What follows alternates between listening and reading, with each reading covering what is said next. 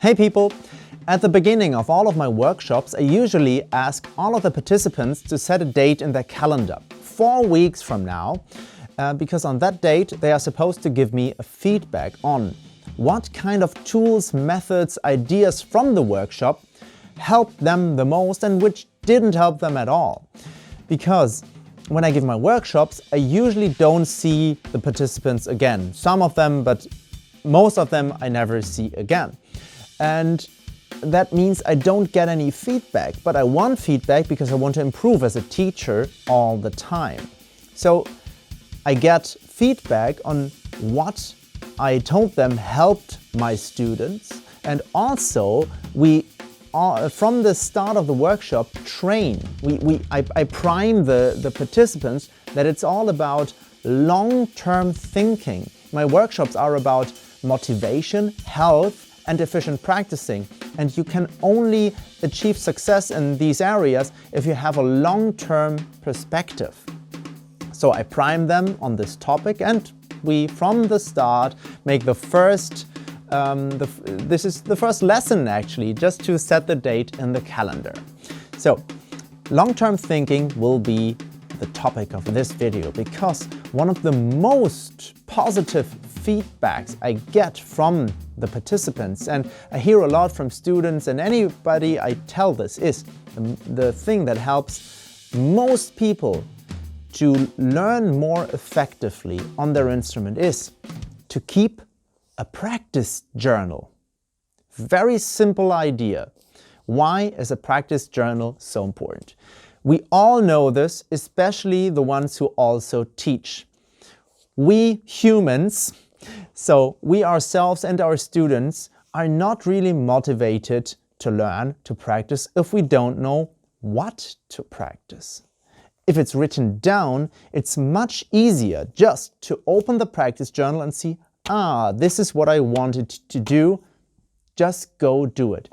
It's so much simpler, because one of the most important rules for efficient work, for focus and progress is don't keep anything in your head. Outsource to the writing, to the written page. You don't have to keep it in mind.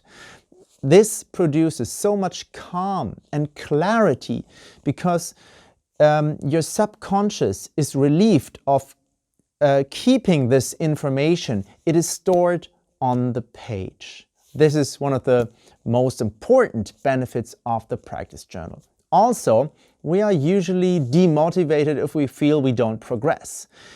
But usually we do progress, but we don't see it, we don't feel it, because we are too close to the process.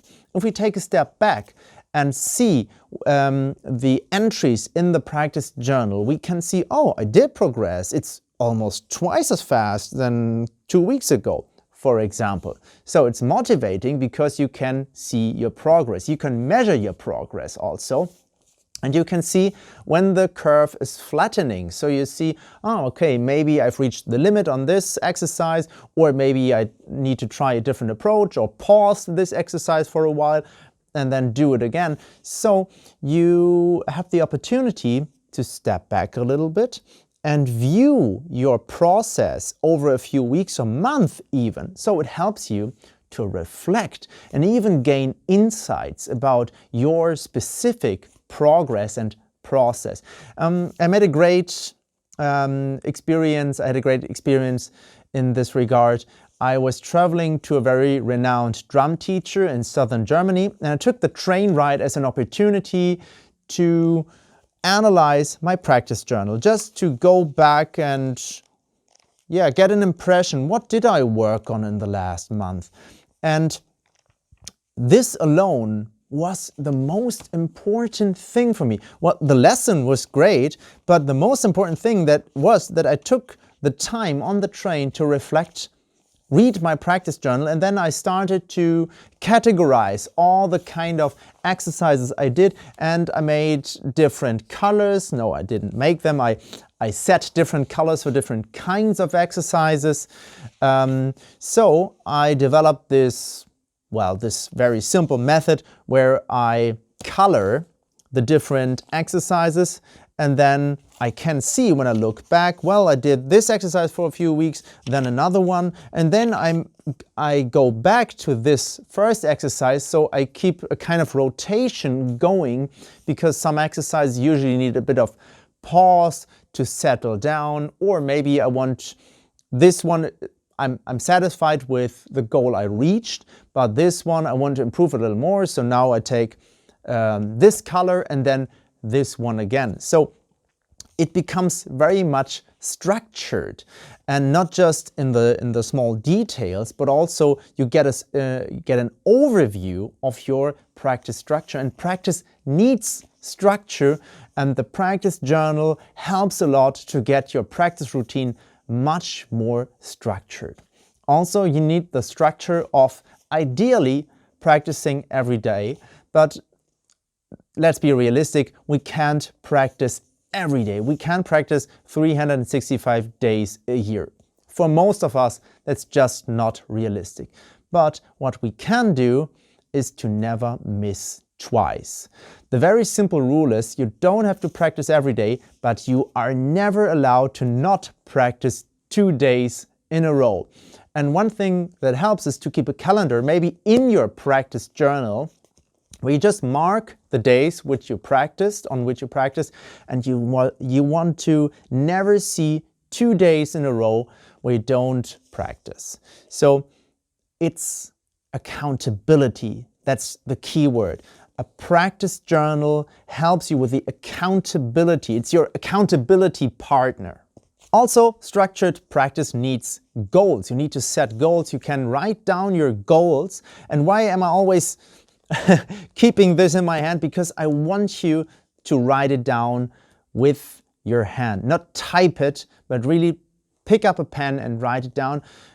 Because one, you don't want too many screens when you're on the instrument. You don't want to get distracted, so keep it analog. Also, what you write down with a pen is stored much deeper in your brain. That's actually a scientific finding. You memorize what you write down with a pen much better than if you type it. And sometimes there are things you write down in your journal you want to keep in mind, like maybe you have an insight when you practice and you want to keep that. You write it down, but this also helps you to process it. And if you write down your goals in your practice journal, you should set a specific date. Until that date, you want to play the piece at that tempo, or you want to progress that far in the book you're working on, as an example. And if you always keep the goal in sight, then you have a much bigger motivation to go and practice your instrument every day. Also, I would advise you, if you take lessons, take your practice journal with you and write down what you learned in the lesson, or anything you want to keep. So it's your companion. It's not just for practicing yourself, it's for learning, it's for teaching maybe even. So it's your real companion on your journey as a musician. Write down what you learned, write down what insights you had, anything concerning your instrument. So this becomes a real account of your process, of your journey. There is so much blood, sweat and tears in this journal. There's so much joy.